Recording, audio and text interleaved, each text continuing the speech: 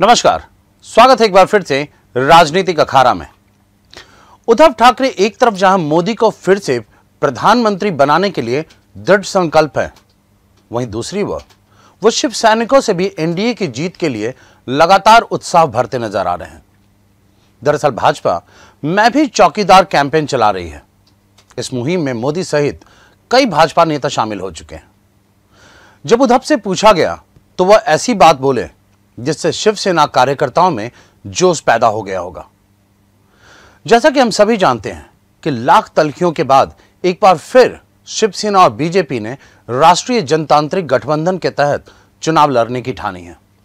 भाजपा शिवसेना गठबंधन से अभी भी कई शिव सैनिक नाराज चल रहे हैं और उद्धव को यह पता है कि अगर राज्य में एनडीए को जीत हासिल करनी है तो भाजपा शिवसेना को एकजुट होना पड़ेगा। जहां तक महाराष्ट्र में भाजपा की मैं भी चौकीदार कैंपेन की बात है तो भाजपा इससे जोर शोर से जुड़ रहे हैं, पर शिव सैनिक अभी भी इसे भाजपा की मुहिम मानकर चल रही है।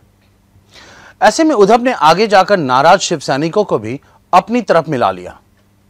उद्धव ठाकरे ने कहा कि मुझे चौकीदार होने की जरूरत नहीं है, मैं जन्मजात शिव सैनिक हूं, इसलिए मैं शिव सैनिक ही रहूंगा।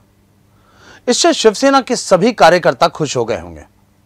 उन्हें ऐसा लग रहा होगा कि उद्धव ठाकरे में भले ही भाजपा से गठबंधन कर लिया है, पर उन्हें शिव सैनिक होने पर मान है। दरअसल चुनाव पूर्व उद्धव के इस बयान के बड़े मायने हैं। कुछ विपक्षी दलों को लग रहा होगा कि उद्धव अभी भी भाजपा पर हमला कर रहे हैं, लेकिन सच्चाई इसके ठीक विपरीत है। उद्धव ने इससे अपने सभी कार्यकर्ताओं को हौसला दिया है।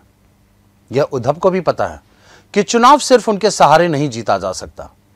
चुनाव जीतने के लिए कार्यकर्ताओं का समर्पण जरूरी है।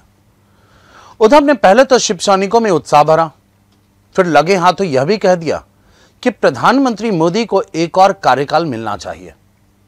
यानी उन्होंने अपने कार्यकर्ताओं को यह संदेश दे दिया कि भले ही वह भाजपा के किसी कैंपेन का हिस्सा नहीं बने, पर मोदी को फिर से प्रधानमंत्री बनाना जरूरी है। इसलिए राज्य में जोश के साथ भाजपा संग मिलकर एनडीए को जितवाएं। इसके बाद उद्धव हिंदुत्व का परचम फिर लहराते नजर आए, क्योंकि वह भाजपा शिवसेना दोनों को पता है कि सिर्फ विकास के सहारे सत्ता मिलना मुश्किल है। इसलिए विकास में हिंदुत्व की चाशनी मिलानी जरूरी है। बस इसीलिए उद्धव ठाकरे एक बार फिर राम मंदिर को लेकर बड़ा बयान देते नजर आए। उद्धव ठाकरे ने कहा कि अगर अयोध्या में राम मंदिर निर्माण का कार्य आगे नहीं बढ़ता तो वह दोबारा वहां जाएंगे। आपको बता दें कि उद्धव ठाकरे ने नवंबर 2018 में अयोध्या का दौरा किया था। इस दौरे पर उद्धव ठाकरे ने राम मंदिर के दर्शन किए थे।